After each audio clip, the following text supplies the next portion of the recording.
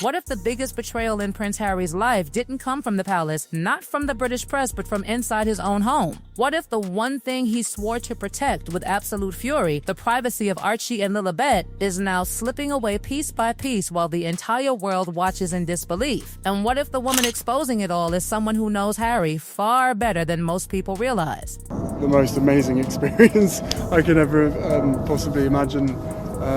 How any woman does what they do is beyond comprehension, but we're both absolutely thrilled. At first, this looked like another royal media storm, another round of headlines, another internet argument between royal fans and royal critics. But then Angela Levin started speaking, and suddenly the conversation became darker, more personal, and deeply uncomfortable for Prince Harry. Because Angela Levin is not just another commentator throwing opinions from a television studio. She is one of the few journalists who spent real time with Harry before everything collapsed. She walked beside him during royal engagements. She watched him closely during vulnerable moments. She listened to him talk about his fears, his anger, his trauma, and most importantly, his obsession with protecting the family he hoped would never suffer the way he did. That is what makes this situation explosive. Levin is not speaking as an outsider guessing from tabloids. She is speaking as someone who studied Harry up close before the California mansions, before the Netflix cameras, before the lawsuits, before the public breakdown of the monarchy relationship. And now she is asking a question that is making people deeply uncomfortable. Was Harry's entire privacy mission quietly destroyed from within? The timing could not be worse for him, because in 2026, the contradictions are no longer small enough to hide. They are everywhere. Harry spent years attacking the media for invading his family's life, years talking about the trauma of cameras chasing his mother, years warning the world about social media and children's mental health. He practically built his public identity around protecting Archie and Lilibet from becoming royal spectacles. But now, suddenly the children are appearing online more and more. Carefully staged photographs, controlled glimpses, strategic family imagery, tiny moments designed to feel private while being released publicly to millions. And people are noticing. The shift became impossible to ignore after Meghan returned to Instagram and launched her lifestyle brand. At first, the photos were subtle, faces partially hidden, angles carefully cropped. But then came the Valentine's Day post that detonated across royal media. Harry holding little Lilibet, her face visible, smiling, public, shared deliberately on a global platform, not leaked, not stolen by paparazzi, posted intentionally.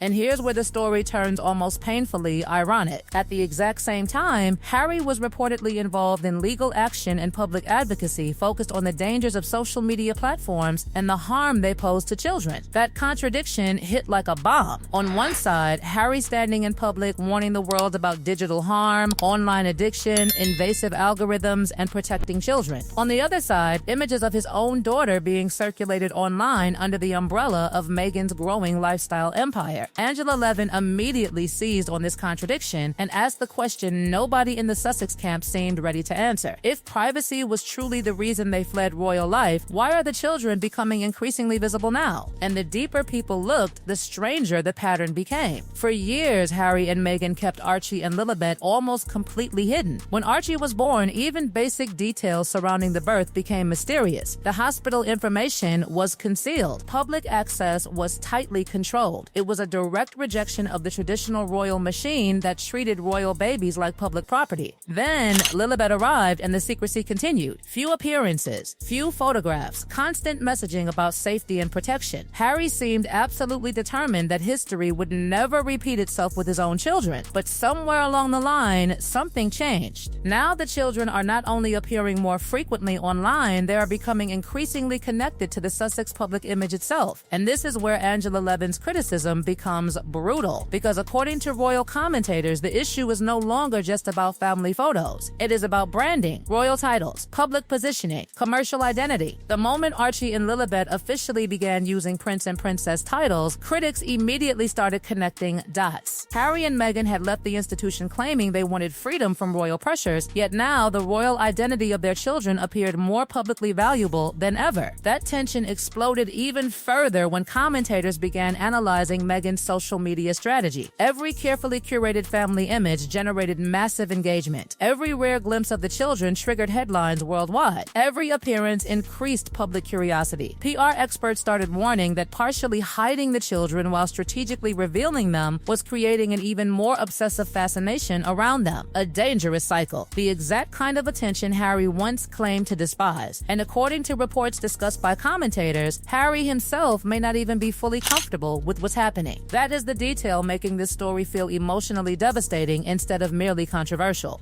Because multiple reports have hinted at disagreements behind closed doors over how much exposure Archie and Lilibet should have. Allegedly, Harry wanted them kept away from publicity, while Meghan viewed controlled visibility differently. If true, then every new public image becomes more than a photo. It becomes evidence of a battle Harry may be quietly losing inside his own household. Then came the moment that made royal watchers stop cold. In late 2025, Archwell underwent a transformation into Archwell Philanthropies. On the surface, it looked like a routine organizational rebrand, but buried inside the official statement was one sentence that changed everything. For the first time, Archie and Lilibet were formally included in the Sussex public mission as part of the family's philanthropic future. After years of aggressively shielding the children from public association, suddenly their names were attached directly to a public-facing organization. The timing raised eyebrows immediately. On the very same day, Meghan posted another polished family image online. Archie hugging Harry, Lilibet beside Meghan. Soft lighting, carefully controlled intimacy. Royal commentators saw coordination everywhere. Critics argued the children were slowly being integrated into the Sussex brand architecture itself, and the public reaction became intensely divided. Some supporters viewed it as harmless family pride. Others saw something else entirely, the gradual monetization of royal mystique wrapped in California aesthetics. Levin kept pushing harder. Her argument was ruthless in its simplicity. If Harry truly wanted normal private lives for Archie and Lilibet, why are they now appearing in official charitable messaging, public family branding, and social media content viewed by millions? At what point does sharing family moments cross into something far more strategic? And perhaps the most painful question of all, does Harry still control this narrative at all? The deeper this story goes, the more Prince Harry starts to look like a man trapped inside the very nightmare he spent years trying to escape. Because now the conversation is no longer just about privacy. It is about control. Who really controls the Sussex image? Who decides when Archie and Lilibet appear publicly? Who benefits from those appearances? And perhaps most painfully of all, is Harry watching his own principles slowly collapse in front of the entire world while being powerless to stop it? That question became even more explosive once the security crisis returned to the headlines. For Harry, security has never been just a legal argument. It is emotional, psychological, almost obsessive. Ever since leaving royal duties, he has repeatedly insisted that his family cannot safely return to Britain without government-level protection. Court battles dragged on for years. Lawsuits, appeals, public statements. Harry framed it as a matter of survival, especially for Archie and Lilibet. He painted a picture of children cut off from their father's homeland because the risks were simply too high. Then there is the issue nobody in the Sussex camp seems fully able to explain: the royal titles themselves. Critics continue returning to one uncomfortable point. Harry and Meghan left royal life claiming they wanted independence from the institution, freedom from hierarchy, freedom from the machine. Yet when it came to Archie and Lilibet, those prince and princess titles suddenly became extremely important, publicly important, symbolically important, commercially useful. Royal commentators argued that the titles now function almost like prestige branding around the Sussex identity itself, and the public can feel the contradiction. People notice when anti-royal messaging exists beside royal symbolism. They notice when privacy campaigns exist beside highly strategic public imagery. They notice when the children are described as needing protection while simultaneously becoming central figures in carefully managed public narratives. That tension is exactly why Levin's comments exploded so violently online. Because whether people support Harry and Meghan or not, the contradictions are becoming harder to emotionally defend. Even some supporters of the Sussexes have reportedly admitted confusion. Friends close to the couple allegedly expressed surprise at how dramatically quickly the family's public strategy shifted in late 2025 and early 2026. After years of saying Archie and Lilibet should choose their own futures away from public pressure, the children suddenly appeared connected to Archwell's evolving identity. Their images appeared more openly. Their names appeared formally. The invisibility that once defined the Sussex children slowly began fading away. And perhaps that is the most haunting part of this entire story. It did not happen all at once. It happened gradually, quietly, one image at a time, one announcement at a time, one carefully worded mission statement at a time. That is why critics say the transformation feels almost invisible until suddenly you step back and realize the entire narrative has changed. The family who once begged for privacy now lives inside a constant cycle of selective visibility, not fully hidden, not fully public, something in between, something strategically controlled. And Harry? He appears stuck in the middle of it all. Some observers believe he still genuinely wants to shield Archie and Lilibet from the life he hated growing up in. Others believe he quietly surrendered that fight long ago. Some think Meghan understands modern celebrity culture better than Harry ever will and has simply adapted to the reality of maintaining relevance in a brutal digital world. Others think the couple underestimated how impossible it would be to simultaneously reject the royal machine while continuing to profit from royal fascination. Either way, the result is the same. Public trust in the Sussex privacy narrative is eroding fast, and Angela Levin keeps applying pressure. That is what makes Harry reportedly so shaken by her comments. She does not just criticize him. She forces people to compare his past words against his present reality. Every interview where Harry spoke emotionally about protecting his children now gets replayed